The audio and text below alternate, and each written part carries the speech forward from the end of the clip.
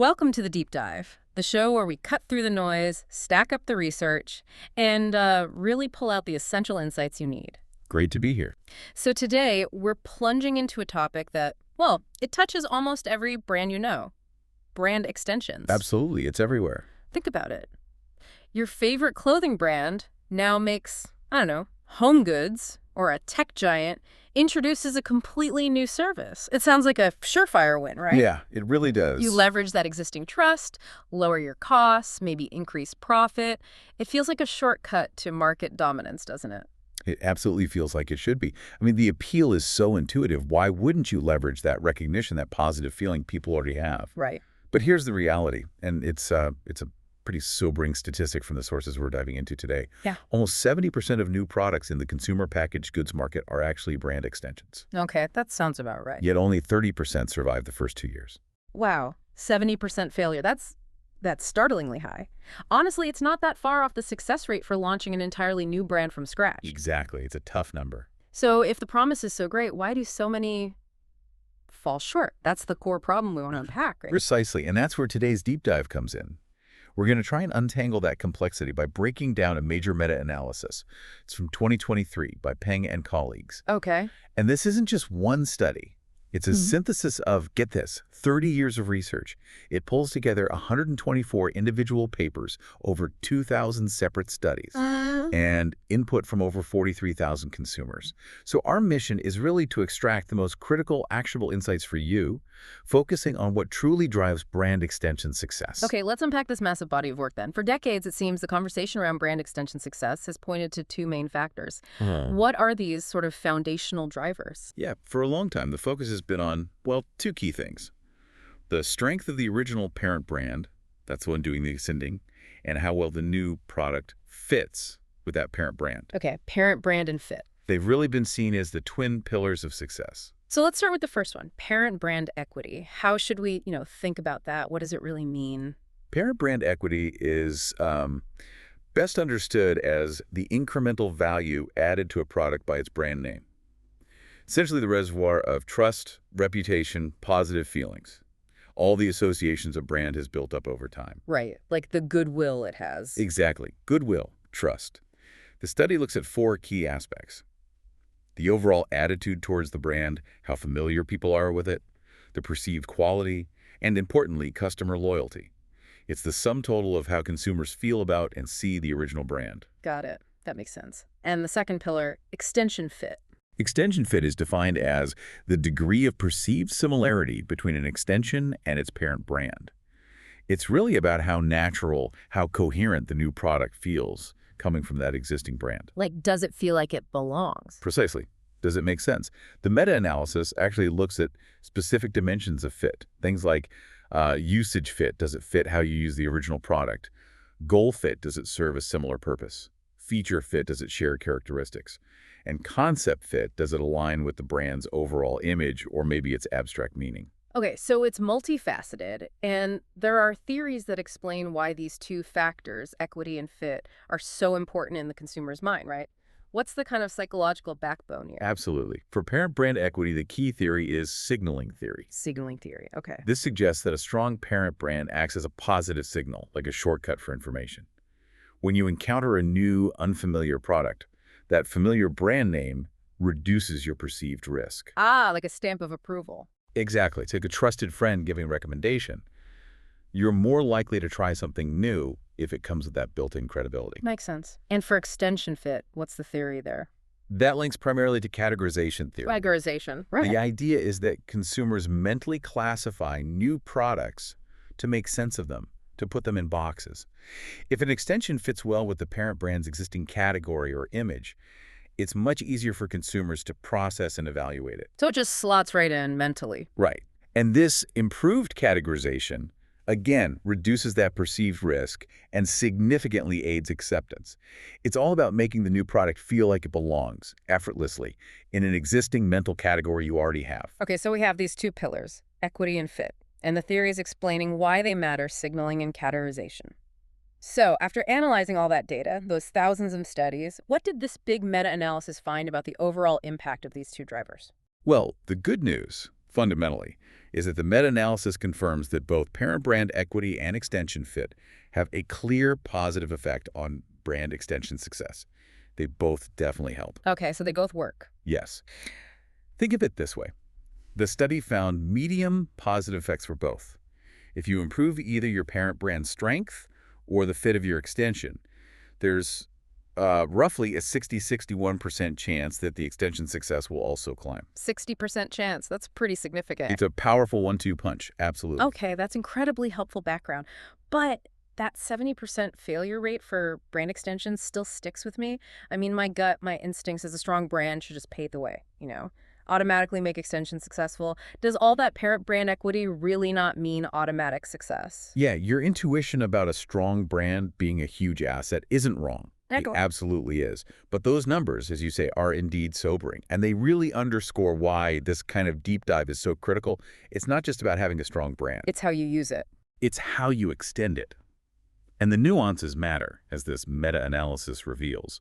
What's fascinating here, and maybe a bit counterintuitive, is that the study actually found extension fit to be slightly more important than parent brand equity in driving success overall. Really? Fit is more important than the brand strength? Slightly more important, yes. Which suggests that categorization theory might actually have a bit more explanatory power here than signaling theory when it comes to brand extension succeeding. It's not just about the brand's stamp of approval, it's maybe more about whether the new product feels like a natural logical evolution. That's a really significant finding. So if fit is slightly more important, let's think about a practical example. Say a new startup. They obviously have limited brand equity, maybe no one knows them yet, but they have a really clear understanding of their product category. How might they strategically use this idea of extension fit to maximize their chances, even if their brand isn't widely recognized? That's an excellent question, and it speaks directly to the practical application.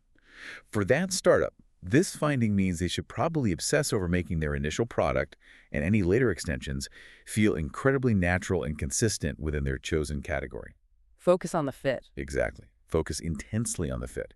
Even without a household name, if their new product aligns perfectly with what consumers expect in that category, maybe in its design, its function, even the abstract concept it represents, they can significantly reduce that perceived risk and the mental effort needed for consumers to accept it. How would they do that?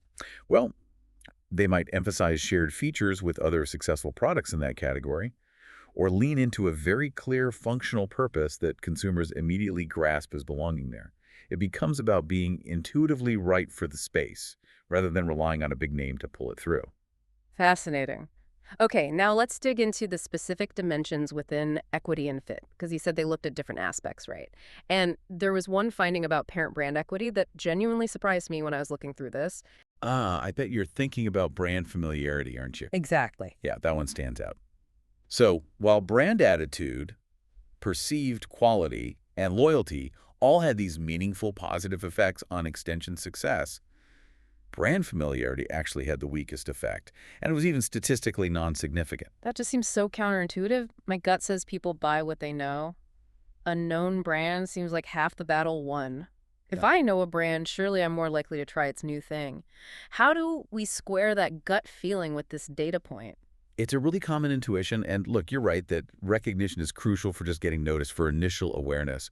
But what the data here seems to suggest is that familiarity alone isn't enough to signal, deep quality or a positive attitude, or to really drive acceptance for an extension. So just knowing the name isn't enough. It's kind of like knowing a person's name versus truly knowing their character. The character, or in this case, the perceived quality and a genuinely strong positive attitude towards the brand seems to be far more impactful for extensions than just mere recognition. If familiarity just means, yeah, I've heard of it, but there aren't strong positive feelings or quality perceptions attached, then it doesn't provide that crucial signal or ease of categorization that actually drives the extension success. That makes a lot of sense when you put it like that.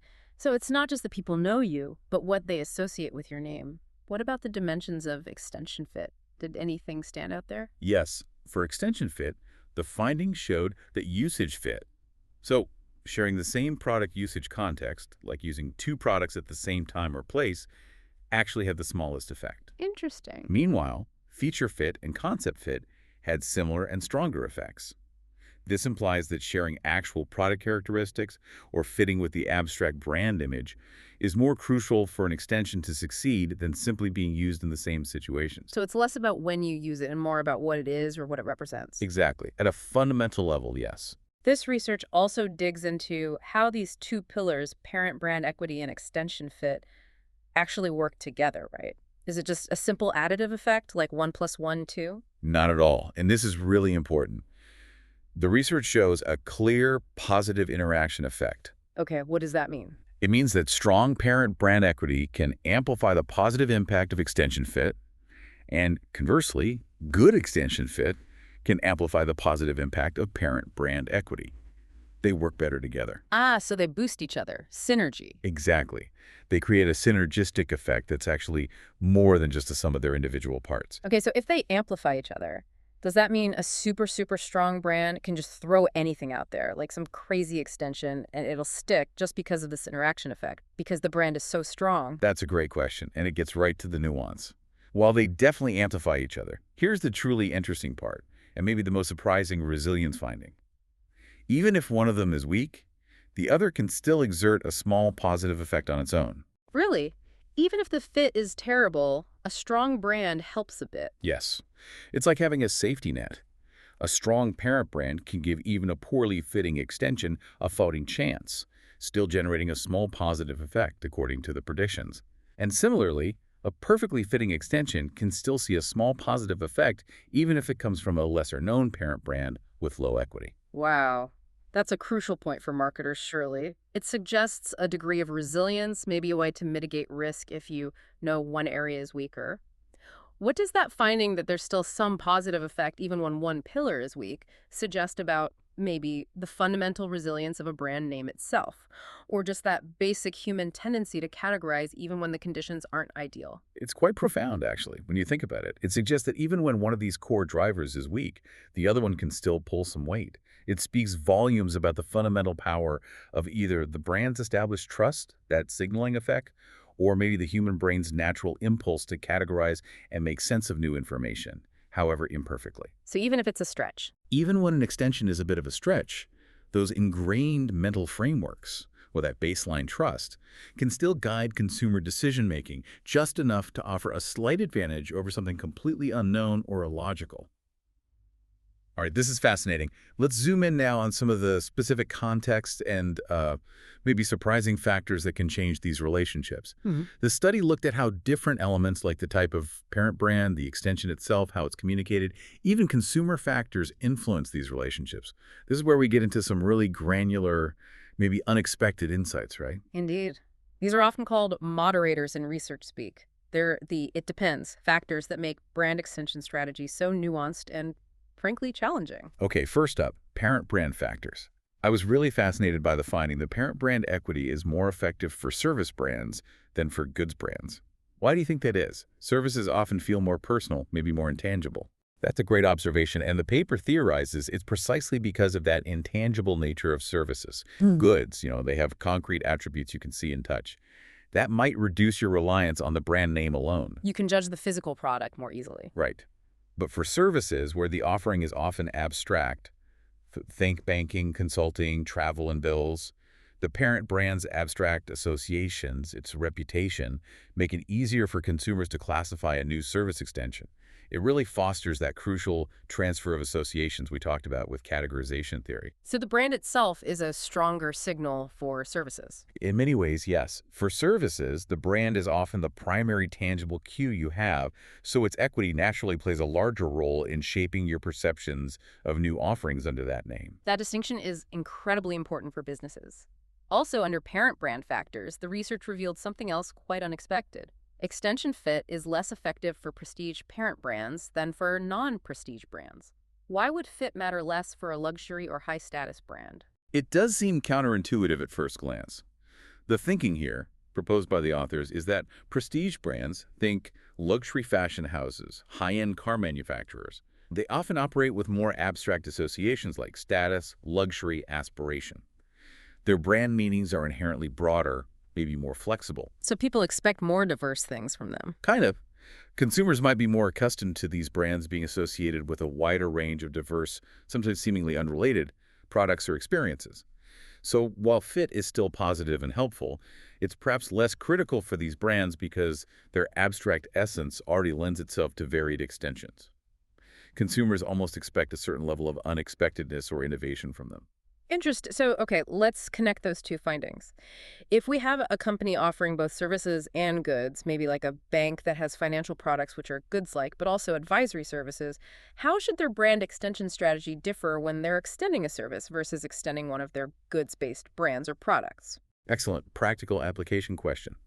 Based on these findings, for their service arm, the advisory side, they should heavily lean on and emphasize the parent brand's equity. Focus on trustworthiness, reliability, established reputation. Consumers are already primed to transfer those abstract associations, making that brand strength absolutely paramount. Okay, hammer the brand equity for services. Exactly. However, when extending their goods, like specific financial products or maybe even branded merchandise, while the parent brand equity is still important, of course, they should pay even more rigorous attention to the specific product's feature fit and concept fit. Why the extra focus on fit for goods? Because the tangibility of goods might make consumers scrutinize the product's actual attributes and its connection to the brand's core concept more closely. They can compare features more directly. So, ensuring a strong, logical fit becomes even more critical. Got it. Let's move to communication factors. Now, I have to admit, this next one really threw me for a loop. My immediate thought would be, okay, if you give consumers more specific product details, like function, price, features, they'd rely less on the parent brand name, right? They have more info. That's the conventional wisdom, absolutely. But the research suggests the opposite. It found that the presence of extension product cues actually enhances the effect of parent brand equity on success. How on earth does that work? More product info makes the brand more effective. Yeah, here's where it truly challenges our assumptions. It's fascinating. The authors suggest that certain product cues might not just describe the product neutrally, but they might actually help consumers connect the new product back to the parent brand, reinforcing that positive association. How so? Like what kind of cues? Think about common design elements carrying over, or a consistent brand voice in the product description. Maybe a clear explanation of how this new thing echoes the parent brand's core values or technology. These cues can effectively make the brand signals stronger by providing a tangible bridge back to the original brand's strengths. It's a synergy between the cue and the brand. So the cues aren't replacing the brand signal, they're amplifying it in a way. Exactly. They can work together. So thinking practically again for a marketing team launching a new product, how could they strategically design their communication, their ads, their packaging, their website to actually leverage this counterintuitive finding? Well, they should consciously ensure that product cues are not just informative, but also deeply brand consistent. Instead of just listing features in a generic way, they use design aesthetics, a specific messaging tone, or even particular language that clearly evokes the parent brand's established identity. Can you give an example? Sure. If a tech brand known for, say, sleek, minimalist design launches a new gadget, actively highlighting its minimalist design in product photos and descriptions doesn't just describe the product, it reinforces the parent brand's core identity, making that brand equity transfer more effective. It's about deliberately making the product cues part of the brand's signal, not separate from it. That's a really clever way to think about it. Okay, and finally, let's touch on consumer factors. The findings on gender and age were quite distinct, weren't they? They were, yes. The analysis suggested that both parent brand equity and extension fit were generally less effective for female consumers compared to male consumers. Less effective for women, that's surprising. It is. Yeah. And also, extension fit was found to be more effective for older consumers than for younger consumers. Okay, why might that be? What are the potential explanations? Well, these are tentative explanations, mind you. But the paper suggests women might, on average, engage in more effortful and comprehensive information processing when evaluating new things. This could lead them to rely less heavily on shortcuts like brand signals or perceived fit alone compared to men, who might be more likely to adopt a less effortful heuristic strategy. And for age? For age, the idea is that older consumers might rely more on established mental frameworks and categories due to potential differences in cognitive processing styles as we age, making that clear category fit even more critical for acceptance. However, and this seems like a big caveat, the paper also explicitly mentions that these specific age and gender results are based on a high percentage of data imputation and definitely need validation. What challenges does that present for marketers who are trying to actually apply these findings? And what kind of further research would be most crucial to address this limitation? That's a critical point for anyone trying to use this research in practice. High data imputation means these particular findings, while really intriguing, are statistically less robust, less reliable than the other findings we've discussed. So proceed with caution on those points. Absolutely. For marketers, it means they should exercise significant caution. Don't go basing entire demographic targeting strategies solely on these specific insights without seeing further validation.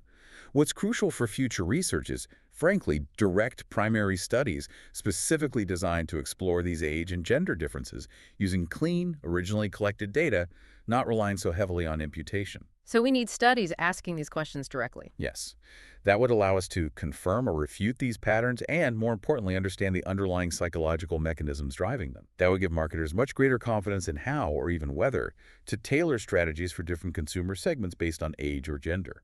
Okay, that makes perfect sense. So bringing all of this rich, complex information together, what are the core managerial implications? If you're a brand manager listening to this, how can you apply these deep insights? Well, first and foremost, always consider both parent brand equity and extension fit. They are both clearly positive drivers. Don't neglect either one. But strategically, if you have to prioritize or lean one way, the data suggests leaning slightly more into ensuring strong extension fit, as it's shown to be marginally more influential overall. Leverage both, prioritize fit slightly. Got it. Second, mind the specific dimensions we talked about. Don't treat brand equity or fit as these monolithic concepts. The research shows you should focus on dimensions like brand attitude, perceived quality, and loyalty when building equity for extensions. And for fit, focus on feature fit and concept fit, as these seem to drive stronger results than just familiarity or shared usage occasions. So be specific about what kind of equity and what kind of fit you're aiming for. Precisely. And finally, remember that context is king, right? Right. It depends factors. Absolutely. The success of your strategy depends heavily on these moderating factors. We discussed things like whether your parent brand is primarily a service or goods provider, its level of prestige, and how you communicate the extension. You really need to tailor your approach based on these insights. Can you give a quick example of tailoring? Sure. Like we discussed, for a service brand, really emphasizing the parent brand's equity is key. For launching a particularly high-risk extension, maybe something quite different from the core, ensuring strong perceived fit becomes absolutely vital because that's what significantly reduces the perceived risk for the consumer. It's all about being strategic and nuanced, not just slapping your brand name on something new for the sake of it. We've certainly navigated a massive body of research today, trying to uncover the true drivers of brand extension success.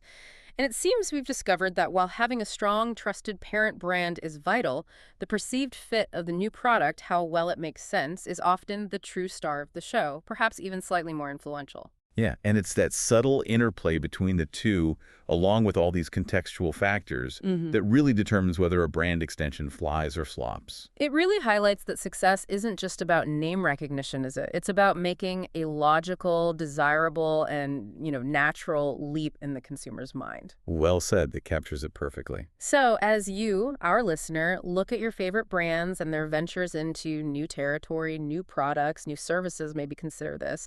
Is it their strong name that initially draws you in, or is it how perfectly that new product feels like a natural evolution of what they already do? That's a great question to ask yourself. And flip it around. If a brand you absolutely love suddenly launched something completely unexpected, maybe way out of left field, I don't know, a luxury car brand launching a line of gourmet dog shampoo. Yeah.